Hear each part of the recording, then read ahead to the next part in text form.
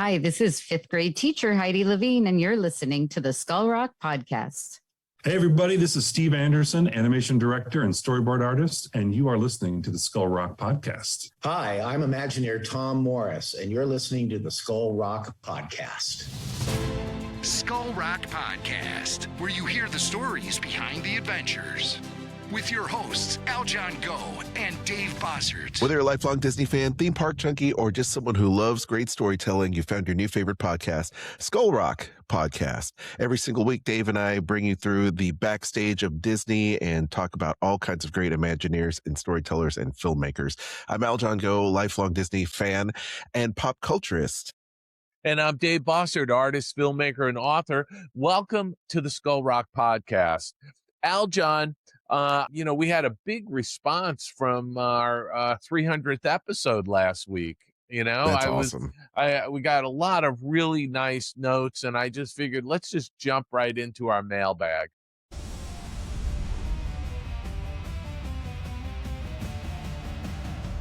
Let's do that, Dave. What's in the mailbag this week? Well, we got a nice note that from our friend Paul from Parts Unknown, because I don't even know if he's in Tokyo or in London or England, wherever he is.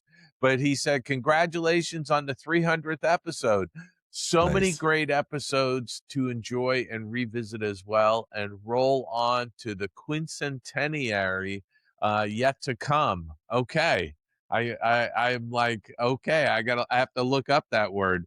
But that's from my friend Paul from Parts Unknown. I know he was based out of Tokyo, but I think he might have moved back to England. Not sure.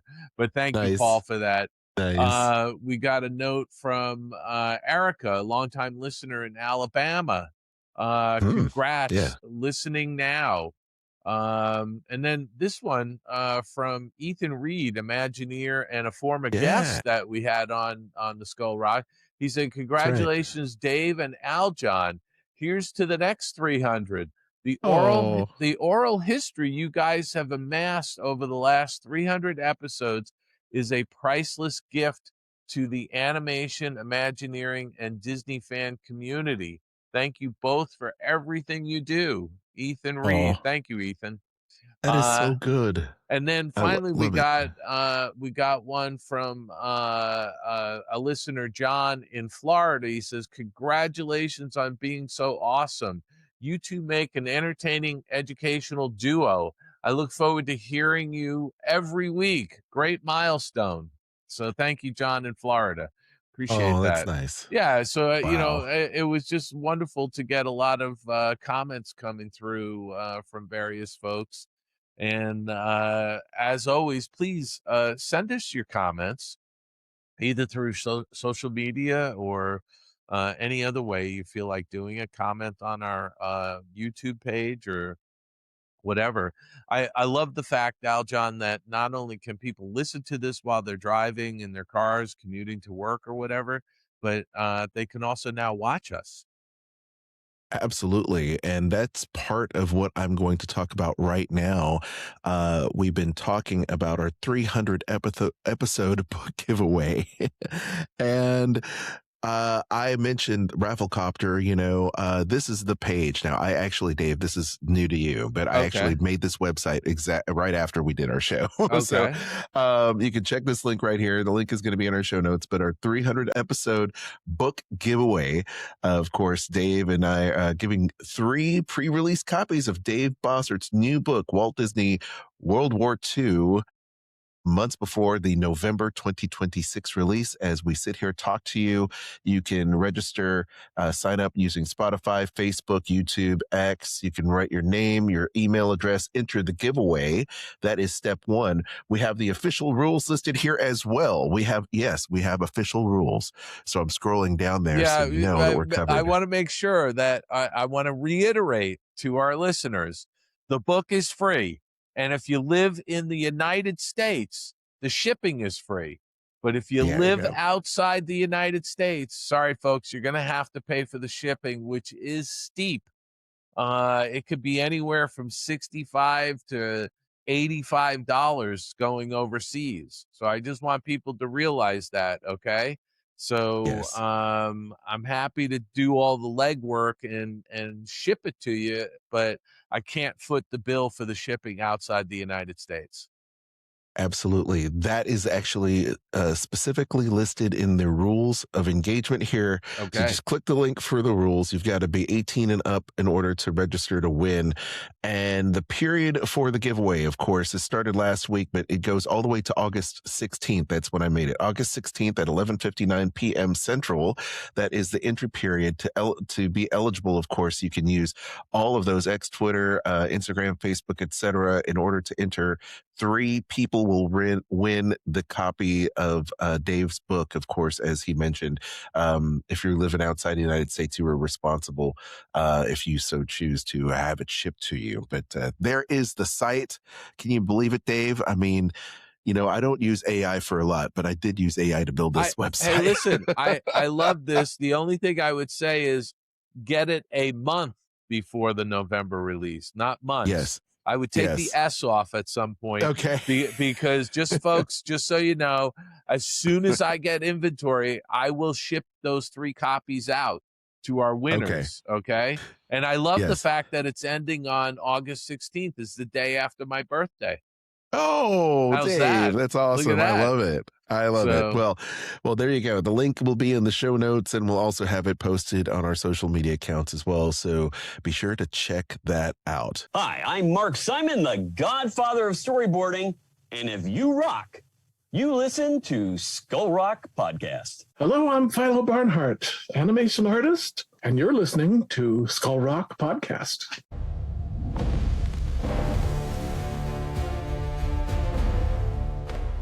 Now, Dave, we normally do our picks of the week, but we're going to bypass it this week. What's going on in the world of the charts and streaming and in the theaters? Dave, I mean, I think the big juggernaut right now is the Odyssey as we live and breathe. It is, and it looks like it's going to be number 1, or it is number 1 for the second weekend in a row. It only dropped, I think, like 30%, which is absolutely amazing for a movie like this. And it really is a blowout hit. And by the way, I didn't go to the movies this past week because there was nothing major being released because no studios wanted to put their film out the week after the Odyssey. Of course not. not. So the next big movie is Spider-Man: A Brand New Day, which is coming out this week. Friday. Yeah, Friday. I think Thursday night they're doing previews at a lot of theaters. But this coming weekend is opening weekend for the new Spider-Man movie. Absolutely. It's going to be insane. I think Spider-Man is going to blow it wide open, over 300 million at the box office. I believe it. It's going to happen. Man, that's going to be insane. But yeah, Odyssey looks to me like the huge juggernaut. Moana, number 2. It's doing okay. Families are starting to pick up a little bit. Minions and Monsters, Toy Story 5. I mean, it is a summer of family films, right? Every studio is putting them out. Yeah, it really is. It's fantastic. And by the way, when I went to see the Odyssey, it was a full house. So it's really nice to see people going to the movies. Well, yes, and Disney's making bank. I mean, you've got Toy Story 5, Moana still doing okay. Evil Dead Burn, Dave, I saw it. And I saw it. It was fantastic. Fantastic. Fantastic horror movie. Not too bad for the Evil Dead series. The Invite, Young Washington, Obsession still in it. Supergirl hanging on by a thread, by a cape, if you will. Disclosure Day, Backroom, Scary Movie. My goodness. I mean, the landscape is going to change next week with Spider-Man. I guarantee you. Absolutely. Yeah, things are going to shift around. Dave, it is San Diego Comic-Con time in the world, and the Avengers are taking front and center stage. Of course, the big hall panel happened. You had the entire cast. You had the classic X-Men. You've got the Avengers. You have RDJ, Doctor Doom in full effect. You also had great announcements. Okay, so Hall H had a bunch of really cool things. Ryan Reynolds came up on stage. He didn't come up on stage. He was asking questions from the audience with a really good Deadpool cameo. Pedro Pascal, Haley Atwell returning to the Marvel Universe as well. I love Haley Atwell, Dave. It's great to see. Look, I was thrilled when I heard that they were doing another Deadpool movie. Yeah, absolutely. Black Panther 3 set for December 15th of 2028. Director Ryan Coogler returns for the third installment. Directing David Johnson is starring as T'Challa's son. So they've recast T'Challa's son. Of course, they're never going to go back and recast the original T'Challa, but it's great to see him. Great to see the franchise moving forward, especially with Ryan Coogler at the helm. No better than Ryan Coogler.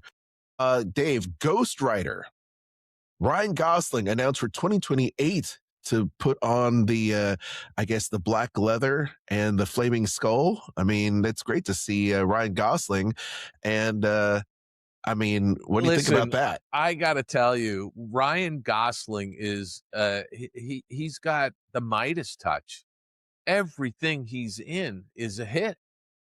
Yeah, wow. And when you see some of these movies initially, like you hear about like La La Land, a musical, you're like, uh-oh, and that was a blowout. It did so well.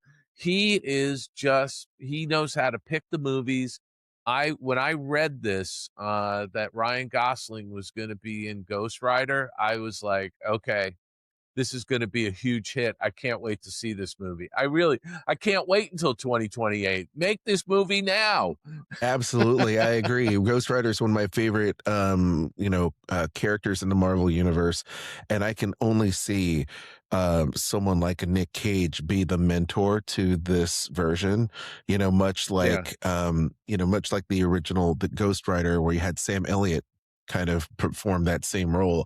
So it'd be really cool if that happened. And of course, directed by Sean Levy. Sean Levy, Deadpool and Wolverine. He comes from that. Just a tremendous filmmaker in his own right, a great attitude, a great sense of humor in his films.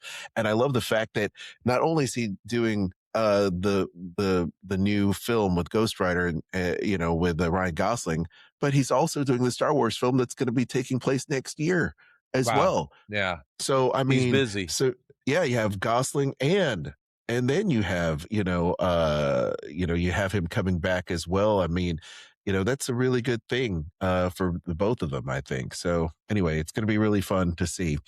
So there we have that. A lot of really good stuff happening in the Marvel MCU.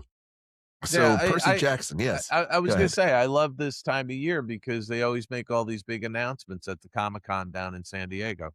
Absolutely. I mean, and Sean Levy's great. But here's the thing I'm going to say, that Dave, I mean, D23 is only a few weeks away too. And I would think that they're also going to be, blowing our minds again at D23 with more new stuff. In fact, I'm going to be going back. I say I'm going to be going back, but I'm really going to ask Kristen if we could go see Avengers Endgame again in theaters with the bonus features. Have you seen this? No, they're going to re-release Marvel's Avengers Endgame in theaters with like 7 or 8 minutes worth of extra footage. Okay. And they're going to set up Doomsday that's coming out during Christmas. So it's going to be pretty nice. When are they doing the re-release of next month? What's next month? Okay. Yeah, next month. So here, and I say next month, I mean, it's only next month. It's a few days away.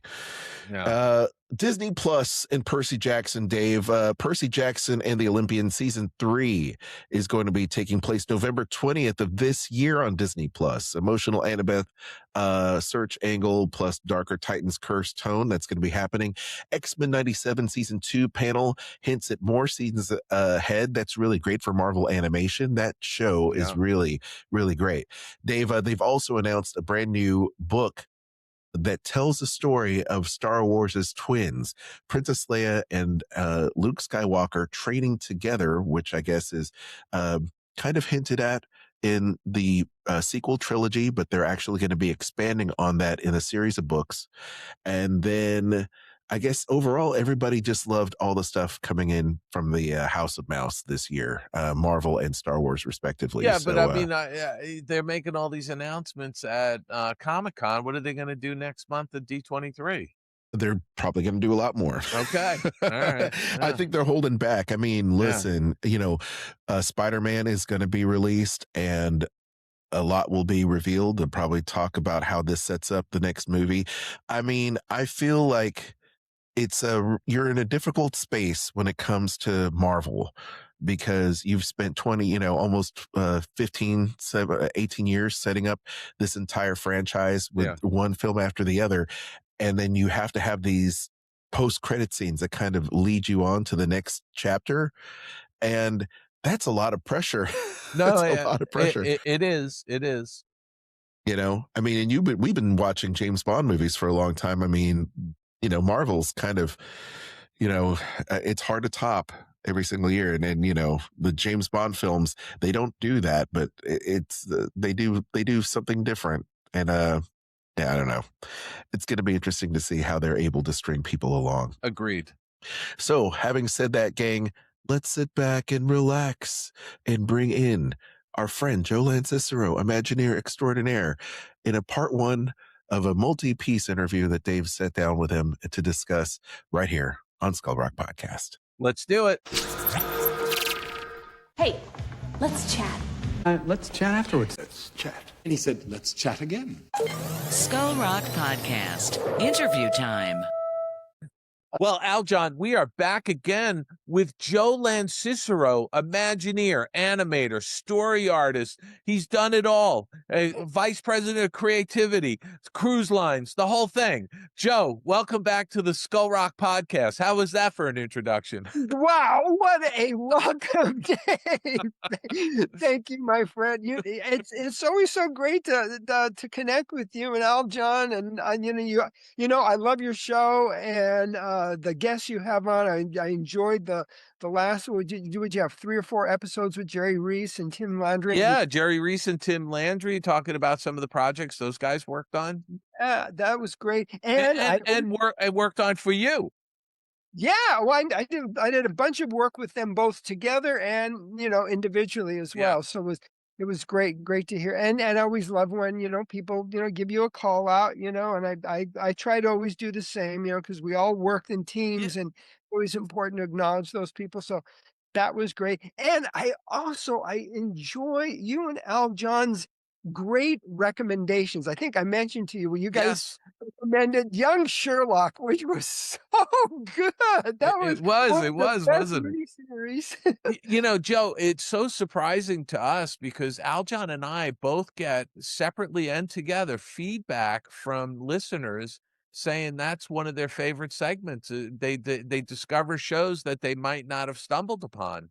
And so, look, both Aljon and I are movie fans and TV fans, and we like watching good entertainment and good, shows. Aljon likes horror stuff. I like a lot of detective and mystery shows. And so it's always a pleasure to be able to recommend those things. So I'm so glad that you watched Young Sherlock, because it really was a great show. And by the way, picked up for season 2.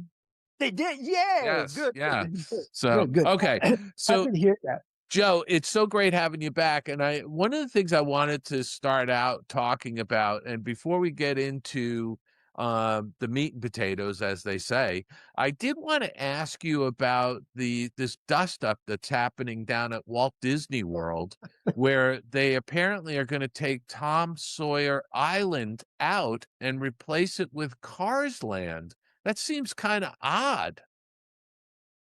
What are your thoughts? Well, I'm going to join the chorus of many other Imagineers and fans and say I think it's a big mistake. First off, I am all for change, and Walt was too. I mean, if you look at the original Disneyland, in those first 5-10 years, he would put something in, rip it out. I mean, it was always about evolving, but there was a core DNA that he built into that park that for me was built on, creating these these immersive environments, that took you to another place. Now, that's not to say that Cars Land or a Cars attraction won't do that, but there was something about and also because it was one of Walt's favorite attractions. I mean, he loved the Lily Bell, the stern wheeler. Yeah, he had his anniversary party there, a few days prior to the opening of Disneyland. And didn't Ron Miller and Diane Disney Miller have an engagement party on that? I'm sure. Yeah. I mean, and besides the history, um, there's there. I don't understand now. Granted, there may be some operational issues, physical issues. Like I know in Tokyo, um, where I worked for years and years and years. I was in charge of that park for over 10 years. Um, that park was built on landfill. Right. So they had it was called differential settlement, because the landfill, as it kind of sank down, parts of the park literally would raise and parts would lower. And so I remember we were constantly, the jungle cruise, the back portion of the jungle cruise would flood, and the front portion of the jungle cruise the water would be too low. So they were constantly working on that. Like when we built Splash Mountain in Tokyo, we had to build it was interesting. We built a flume within the flume because we had to be able to, because it was a gravity ride, water gravity ride. Sure. So we built it so that there were turnbuckles so they could actually adjust the flumes so they could maintain the water level at the right height as the entire thing was settling because of this differential settlement. Anyway, I only bring that up because sometimes there's operational or physical reasons for removing it. But I think But come on, 50 years. It was Yeah. 50 years now of Walt Yeah. Disney World, and it's always been Tom Sawyer Island in the middle of Rivers of America, right?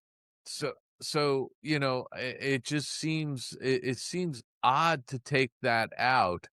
Whereas Cars Land, why would you put Cars Land on an island? Well, again, like I said, I'm not object to change.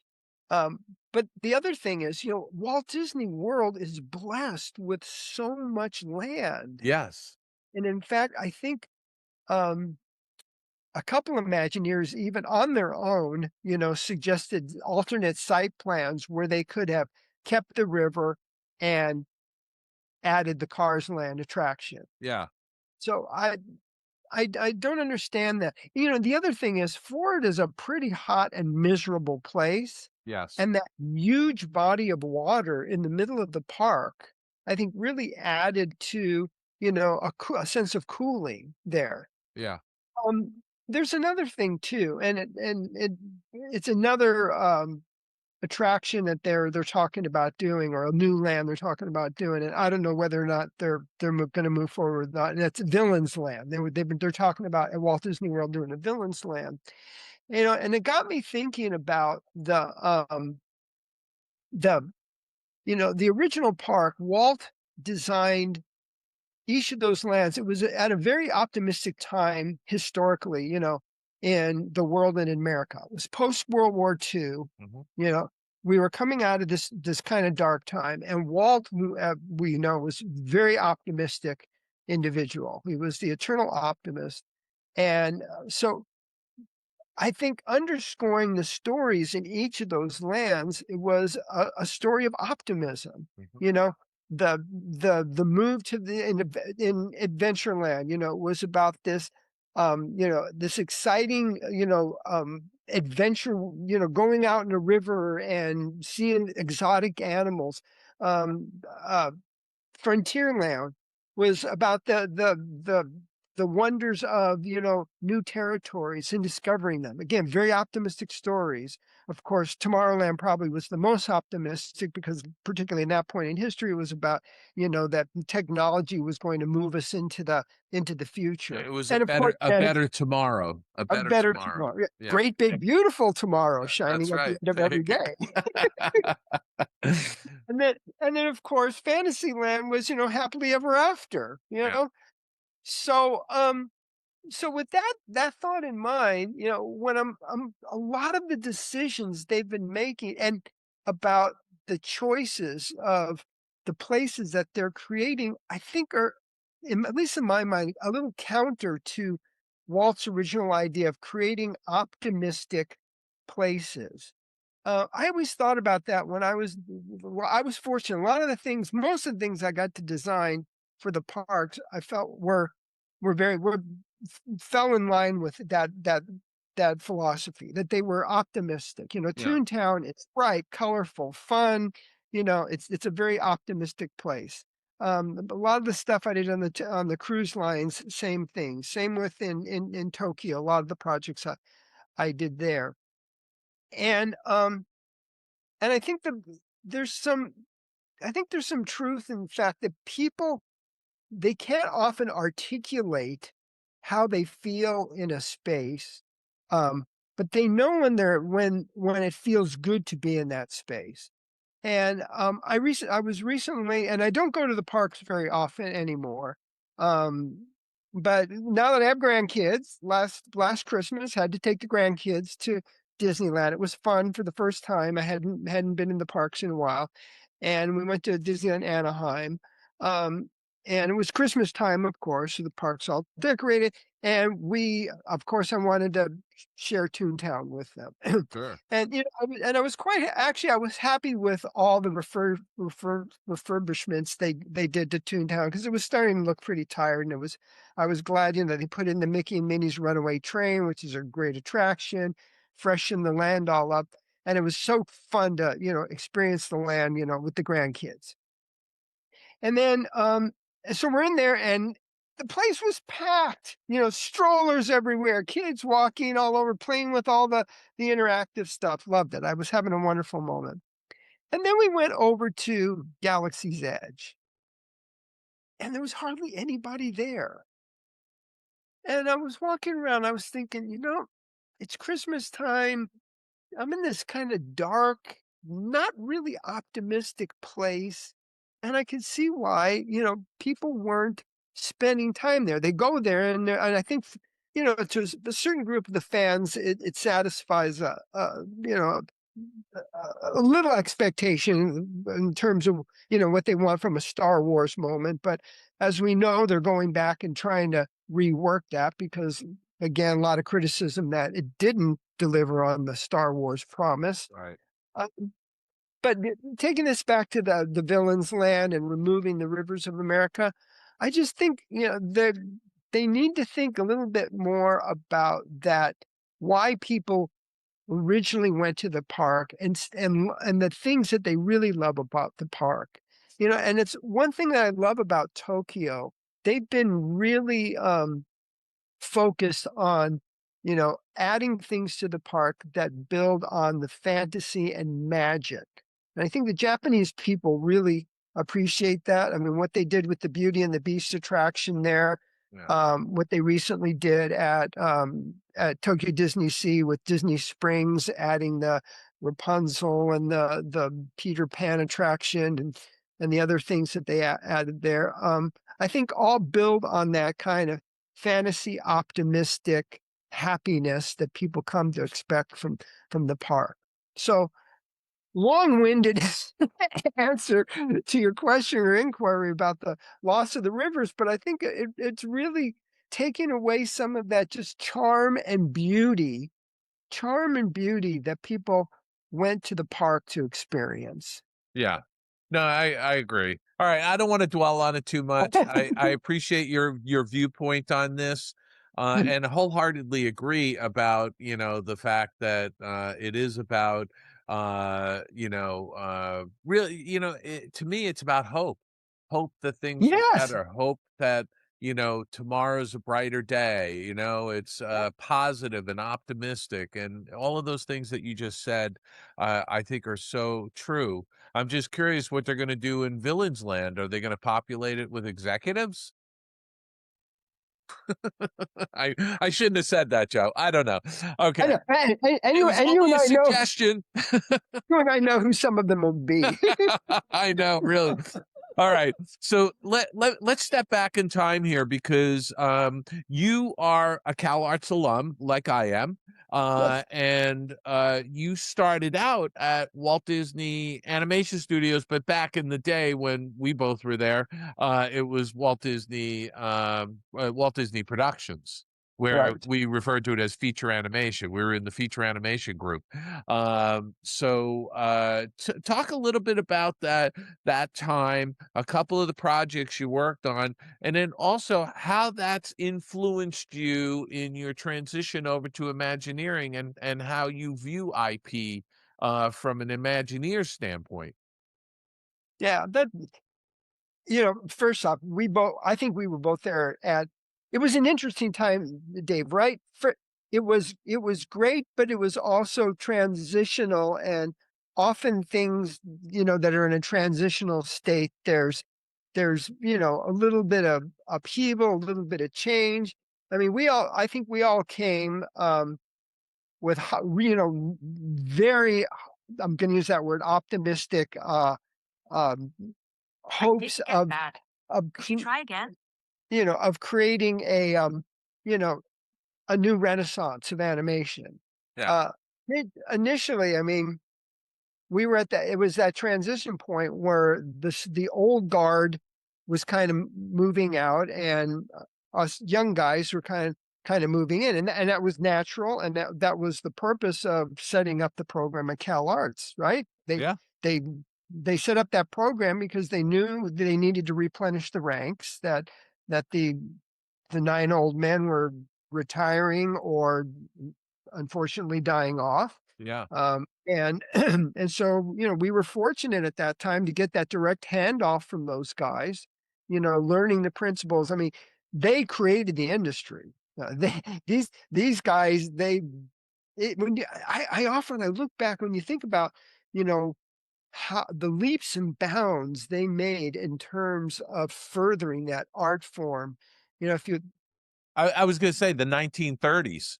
Yeah, I mean, exactly. really, it was from really 29, 30 through the completion of Snow White and the Seven Dwarfs. Right. You could see it from picture to picture that they were making, of the shorts. Yeah, it's kind of mind blowing. Exactly to your point. If you look at, like some of the shorts that they were doing just, 2 or 3 years before Snow White and the Seven Dwarfs. And then after Snow White and the Seven Dwarfs hits, each of those features, Pinocchio is still, you look at it today, it's mind blowing work of art. Bambi, the technical qualities, of the animation of the animals, the beauty of the backgrounds, the camera work. I mean, fantastic. And then of course Fantasia, and you worked on the second. I worked on Fantasia 2000, but the original Fantasia, I mean, was really a milestone in effects animation. It really was, Yeah, and remember, all that was before computers. Everything was hand drawn. Everything had to be figured out, calculated. Using the brain. And when you watch those films and you think about it in those terms, I mean, they're monumental in their achievement. But so I got a little off track, but the point was, I think we were really fortunate to be able to learn from all those guys who made all that great stuff. But it was, and you remember, the films, the first few films I worked on, they weren't that great. What was your first film at Disney? Well, it was Fox and the Hound. Okay, so you were on Fox and the Hound. I came in after that. I didn't work on Fox and the Hound. My first picture was Black Cauldron, the next one. Which, by the way, from an effects standpoint, In fact, I don't know if you remember, I actually was doing effects for a short period of time on Black Cauldron. Yeah, you working jumped in. with You jumped in Kindle. to help out. Yep. Yeah. Um, and so you remember though. I think we were trying to find our way. The old guard were kind of moving on. And so I mean, for me, it was a great experience. Yeah. Because and you know this, I think we were learning as much from each other too as we were learning from that. And then, it was great that we had Eric Larson there, of course, and some of the old guys were still around. Frank and Ollie were still hanging around at that point, So we were still getting some of that influence besides all the great learnings that we got at Cal Arts. But yeah, so I think some of my big takeaways that I carried with me through the rest of my Disney career when I moved on to Imagineering, was about simple storytelling. And I think when animation worked best, it was when the story was dramatic, emotional, and always clear in its focus and what they were trying to do. And emotional. I think Walt always had that saying, behind every tear there's a smile, or behind every smile there's a tear, whatever. But yeah, the Disney films work because of that deep human connection.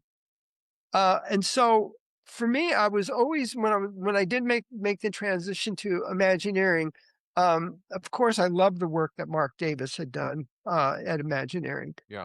And Claude Coates. Claude work was great too. And they both came at it, Mark from a more character point of view, and Claude from a more environmental point of view.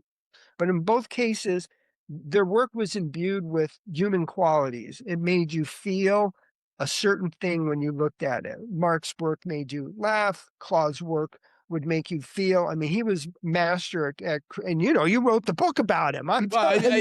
Listen, I'm listening to you, but I'm agreeing. Claude was about creating atmosphere. Yeah, and an atmosphere that made you feel something. Yes. Either you were afraid or you were happy or you were, he was a master at manipulating the spaces. And so those were the big lessons that, I took with me and tried, and carried through the rest of my career when I was at Disney. Yeah. And when you're, when you start working on an attraction or an immersive experience at Imagineering, you're going through like tons of iterations, right? But you're always looking for that core story that you want to tell, right?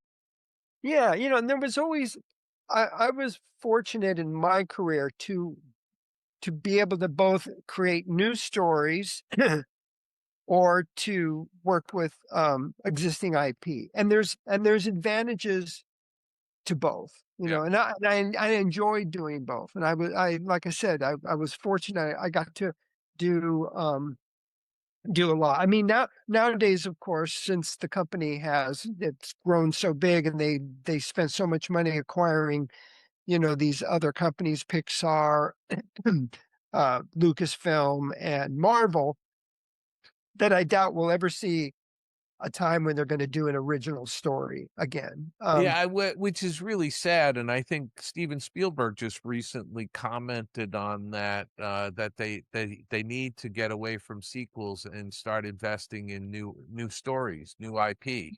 He said, good. Yeah. And by the way, speaking of that, because the company has acquired all of this IP, which I think were good acquisitions for the company, but it doesn't seem to me that they're monetizing them as much as they could. Like, why haven't they built a standalone Marvel park? right? Now, I know there's some issues with some of the characters and Universal Studios and this and that. You can't do it within certain distance, so they might not be able to do it at Walt Disney World. But why not build a Marvel City park in Texas or something? Yeah, you know what? They're somewhere sitting in somewhere sitting over in Imagineering. There's a beautiful model of a Marvel park that was developed. I saw that model, by the way, in the model shop. Yeah. I did see Yeah. it. I peeked behind the black, curtain. Peek behind Yeah. Yeah. So I agree with you. And in fact, in some ways, something like that I think would be a pure statement. The there was a time, like when you looked at Walt Disney World, when each of the parks had a very specific and unique storytelling base and identity that was different from each other. The Magic Kingdom, of course, was the classic Disney, hub and spoke park. Yeah. That celebrated the characters and the stories. Epcot was, celebrating World Showcase and the future world and technology and all the stories that were told there. Animal Kingdom was, celebrating animals from around the world and the stories built around the animals. And the studio, of course, was the studio, which was at least, and in its initial development was, supposedly a working studio, but celebrated the movies. Sure. But now when you look at, and I hate to sound like the cranky old man, right? But it's turning into Disney soup, where because they feel like they have to have IP in every park. And what that does is it dilutes the identities of the parks when you can go, when they have character driven, story driven, or IP driven experiences in all of them, they start losing their core identity. And that would be like having Captain America and Iron Man walking around Disneyland, and you start mixing all that together, and it just becomes a jumble. Yeah. Maybe that doesn't matter to the guests. They go to Disney for a Disney experience. I mean, personally, I think they would be better off building a Marvel park, someplace where they can build it as a standalone park that they could, you could then add a sister park that's Star Wars, a whole Star Wars universe that people could be immersed into, not just a little, pimple off of Disneyland. I hate to say pimple. I was looking for a different word, but okay, I said it.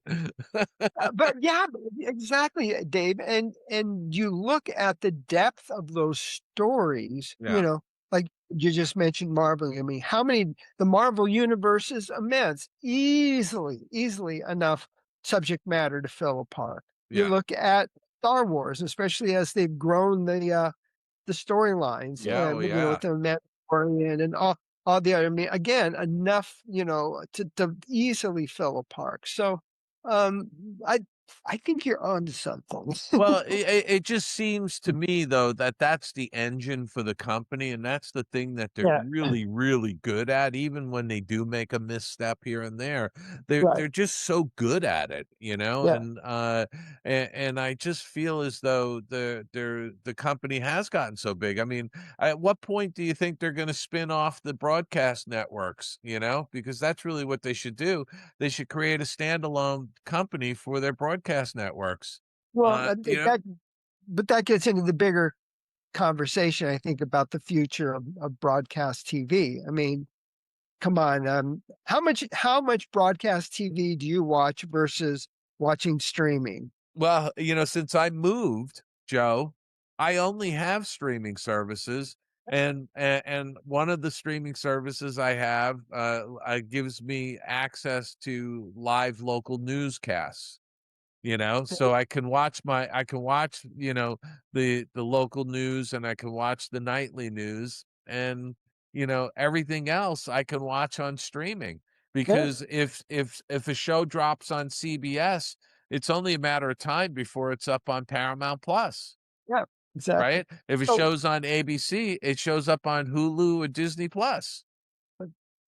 So yeah, I know the whole landscape is changing, and broadcast television, but ESPN, ABC networks, all of those things that they own, and you and I both know they own so many different things. It's crazy. I remember going to a presentation once and they had the logos for everything they owned, and I was like, wow, they own that? I didn't know they owned that.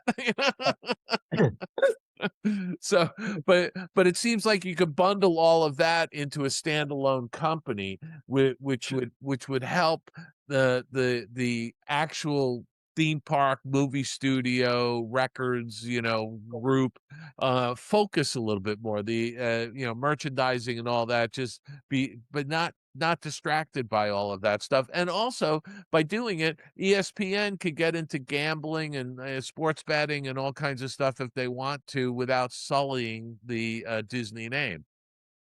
Yeah. Right. Because that's why Disney hasn't gotten into gambling. Right.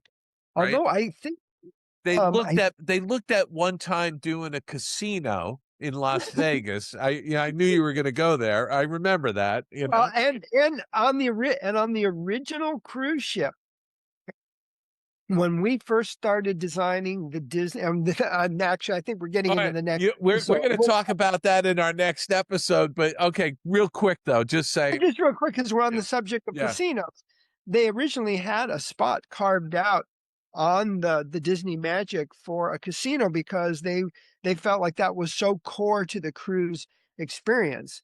And it was Michael Eisner at the time who said, that just doesn't align with the brand, and especially where they wanted to go with the cruise in terms of, building a Disney family cruise experience. And in the end, that was, and in fact, that the area where that was going to go, it turned into the teen club, the kids clubs, the teen club, and the other clubs for the kids. Frankly, I don't think of cruises as like, oh, I'm going to be able to gamble. The cruise experience is a very different thing for me than, wanting to go into a casino on a ship. Yeah. But remember, at that time, that was core to the cruise experience. Well, to the booze cruise, the booze cruise experience. Right.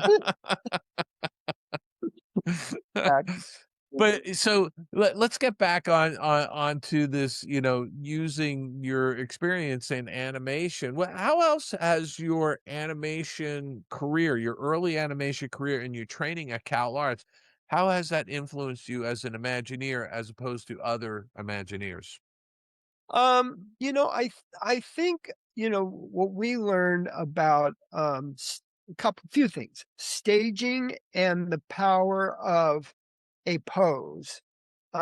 Again, when I look at the work of Mark Davis, who was probably one of my bigger influences, and I think in many ways, not to compare myself with Mark, because I put Mark on a pedestal, but I think I brought a lot of the same kind of qualities that Mark brought to Imagineering. And that was one of the reasons why, in fact, Tony Baxter, who was instrumental in initiating my move from animation to Imagineering, that was one of the things he saw in my work and said, he goes, you know what? He goes, we've lost a little bit of that kind of that humorous storytelling, single moment in a lot of our attractions, which was, what Mark was great at. Yeah. And by the way, Tony was a protege of Claude Coates. Of course, of course. And he, by the way, I have a Claude Coates story for a little later at some point. All right. That, just tell it now. We're all over the map. Anyway. Okay, yeah, why not? So I was when I did make the move over to Imagineering. One of the first things I worked on, they were doing a whole lot of little projects at Walt Disney World. And one was a redo of the Tiki Room, which I really had a lot of fun. And the other was Claude was working on bringing back, I don't know if you remember when Walt Disney World opened, they had swan boats that went around the castle, the lagoon that went around the castle. And they had these beautiful swan boats. And I think it was for operational reasons. They discontinued them. But then it was again the time when I made the transition over there. So it was probably in the late 80s. There was a movement. I think it was Marty Scolari even who was trying to get the swan boats back. So Claude was working on a concept to do Fantasia Gardens, around the hub, and so that there would be some show elements for the swan boats. And I got, again, because of my animation background, I got to work for a short period of time with Claude on this Fantasia Gardens idea. And I'll never forget my first business trip to Walt Disney World for Imagineering. I got to fly, and back in the day, everybody flew first class when the company was still small. Yeah. And I remember I was on an early flight with Claude Coates, and we get on, and Claude ordered me a Bloody Mary. Nice and early in the day. I remember drinking Bloody Marys with Claude Coates as we flew to Florida. In first class. In first class. I mean, I was one lucky guy, I got to say.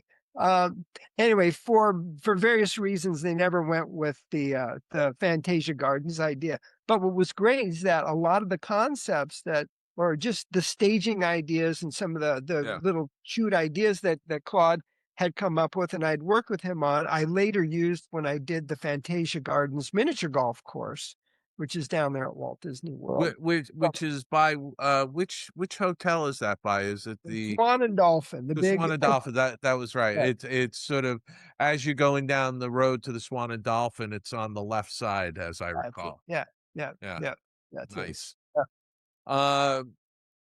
I kind of feel like we're starting to bump up against time, Joe, but you know what I'd like to do is next week, I'd like to pick up and just talk about the cruise lines because, I've done a little bit of work on the cruise ships over the years when I was at the studio.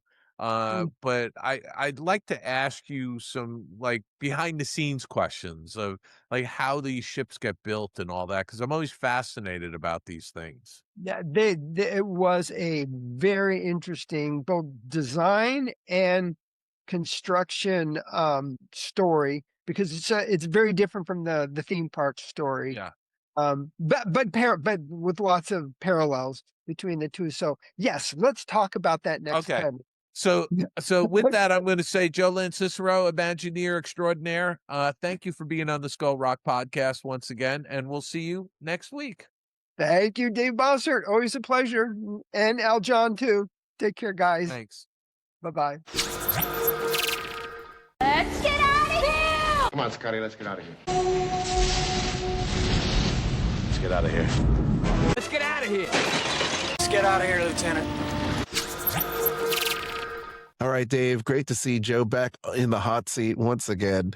I love Joe's thoughts. It's always great to see, the genius mind at work. I love having Joe Lanzisero back periodically just to talk about parks and just, entertainment in general.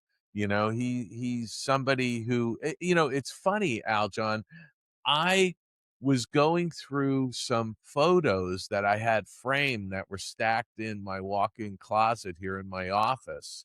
Yeah. And I pulled up a frame of a photo of the special effects crew from the Black Cauldron. And guess who was in that photo? Joe Lanzisero. I mean, and by the way, unbelievable too. And I think we can do this at a later date, but I don't have the photo in front of me. But if I grabbed it right now, I could start pointing out all the different directors that came out of that crew. Yeah. Right. Because Gary Trousdale, who's going to be an upcoming guest with us, he was in that Black Cauldron effects crew. Yeah. And he went on to co-direct, Beauty and the Beast and Atlantis, the Lost Empire, and The Hunchback, and so many other films. That's great. That's great. And it's really something else to see. So so it's always great having Joe come back on and drop into the Skull Rock Studios and visit with us periodically. I just love talking to him. I love the fact that, as you kind of get settled and you unpack more and more of your stuff and your Kim Weber desk and all that stuff you're posting on your Facebook, that you're unearthing these little gems, these photos and crazy. the things that you post. It's crazy. Amazing. It's crazy. It's like you should write your own memoir. When you write your memoir, and you'll be able to put these little tidbits in there and tell stories of all these people and how you guys came about and all the productions you're involved in. I mean, it's really fun. Please. Yeah, I'd love to hear it. I'm still a youngster. I'm not writing a memoir yet. I'm here for it. I know that our listeners would love it. Anyway, gang, thank you so much for tuning into this show, albeit a little shorter this week, but we have great content straight ahead. Yes, Dave, I'm going to interrupt you because I have to tell you, and I'll save, I should save it for next week, but I'm busting at the seams because I just want to tell you this. Go for it. I'm going through stuff, and I keep going through. I'm keep unpacking boxes, Aljon. It's just endless. Okay. Yes. But I had a birthday card from John Cleese.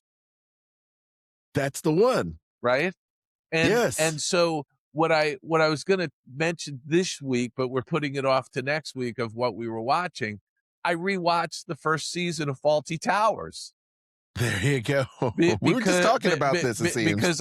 Because I came across that birthday card that John Cleese gave me.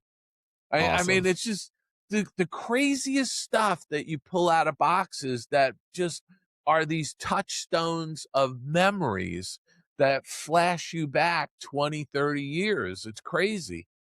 Are we going to have to play show and tell with our viewers next week? God, I have so much stuff that I could dig out. Maybe we should have a new segment. I'd be curious to hear what our listeners have to say. Maybe we should add a new segment where I pull out just some crazy piece of history and talk about it for 2 seconds. Do that. Let's do that. Let's bring up a picture and be like, okay, brief story time with Dave and Aljon. You bring up something and I'll bring up something and it'll be fun. Absolutely. We'll do a little show and tell. Yeah. How about that? All right, we'll do that. All right, let's wrap this up. All right. So if you love the show, thank you so much. Follow us on all the socials. You know where to find us. Leave us those voicemails. There's a link too. We'd love to hear your voice on our podcast. And you can also follow me, Aljon Go, Instagram, X. That's where you can find me. I post really cool stuff about music, and I podcast as well with my wife, Kristen, Dining at Disney. We release new shows every single week. We talk about food in the parks, along with our friend Kat Corey. And by the way, Dave, Kat got a new job. She's working as a project manager now for one of the big places that does all these animatronics and audio. So she finally got her gig. Wow, that's great! Congratulations, she's closer. to her. Yeah, she's a lot closer to becoming an Imagineer now. So I love that about it. So anyway, we talk about that this week here on Dining at Disney. It's so much fun. Big shout out to our friends at Sorcerer Radio at srsounds.com. All Disney music all day long at srsounds.com. Dave.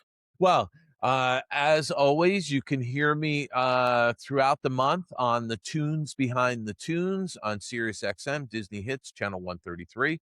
During the month of July, I am spotlighting the song Family from the 1996 stop-motion film James and the Giant Peach. You can catch me. The show drops randomly through the month, so if you're listening to Sirius XM, Disney Hits, Channel 133, you'll be able to find or hear me on the Tunes Behind the Tunes, which I absolutely enjoy doing those. Also, if you'd like, you can get signed copies of many of my books at theoldmillpress.com. You can also get author signed copies of newly released The Art of John Kaymaker and Animator's Garden by John Kaymaker, and A Spoonful of Sugar, the story of the Upjohn Pharmacy in Disneyland by Stephen Hall. You can also go to my website, davidbossert.com. There's all kinds of free content you can read. There's free stuff to send away for. And I also want to give a plug to my Patreon page. That's right, patreon.com/David Bossert. I am posting all kinds of articles and various things on my Patreon page, so you can check that out. And with that, Aljon, I'm going to say go out and have a fantastic week. Be good to one another. And I'll see you, Aljon and I will see you next week right here on the Skull Rock Podcast.